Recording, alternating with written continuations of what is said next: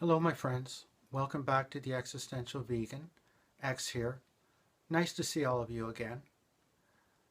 The other day I was rereading the Gospel of John when I stumbled upon this beautiful passage where Jesus is having a heart-to-heart talk with a Pharisee named Nicodemus. Basically, Jesus is telling Nicodemus about the importance of inner transformation in relation to our spiritual journey.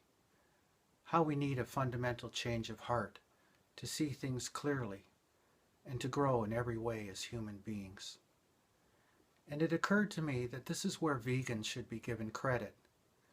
Whether it was through introspection and observation, or whether it was through urgency or necessity, vegans see what others do not. And seeing clearly is such an important part of spiritual growth. Vegans see the horrors of animal suffering, including humans, and they see the rape and destruction of this entire planet.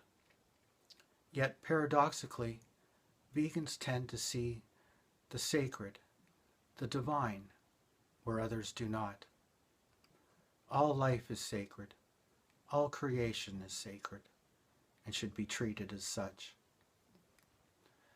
Nicodemus is quite taken aback by what he hears, and Jesus responds by saying, "We speak of what we know and report what we have seen, yet none of you is willing to accept our message.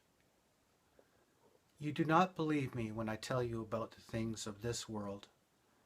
How will you ever believe me then when I tell you about the things of heaven?"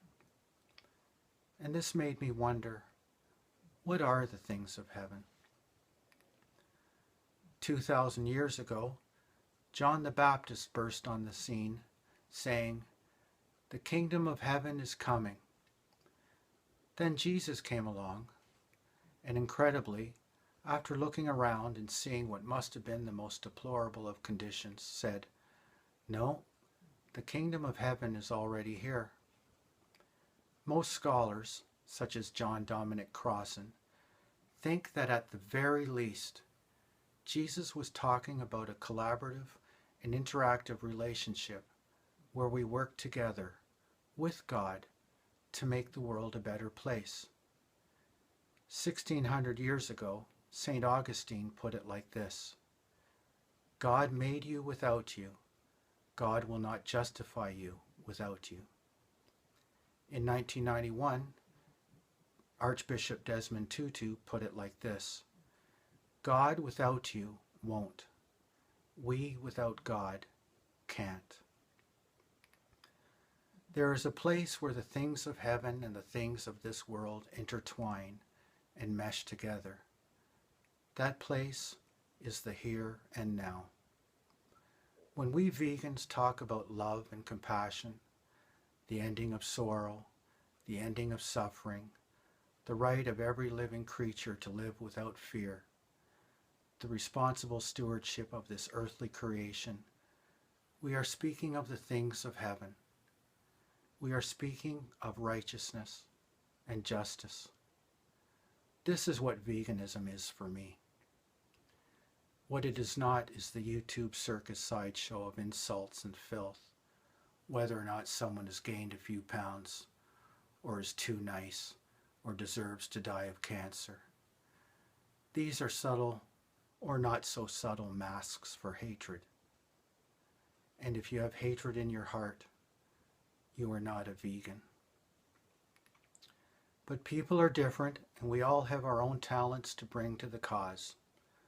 Whether it is the activist bearing witness, working in the trenches, or people like Dan McDonald promoting spiritual growth through diet, or Tanny Raw showing us how to make a vegan dressing, or John Kohler instructing us on how to make a green juice, or Fully Raw Christina demonstrating a raw food recipe, or Vegas Fruity showing us how to make fundido dip. In their own way, they are all saving the planet and promoting the right of every creature to live a full life.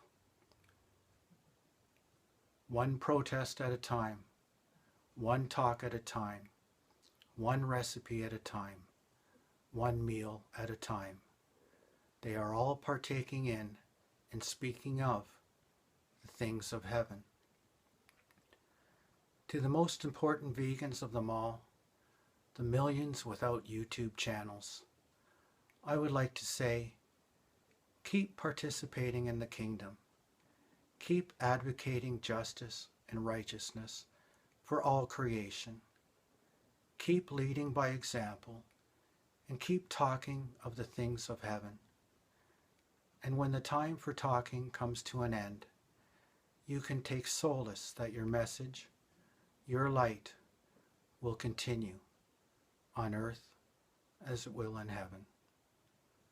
Thanks for watching, and remember, life is more than food.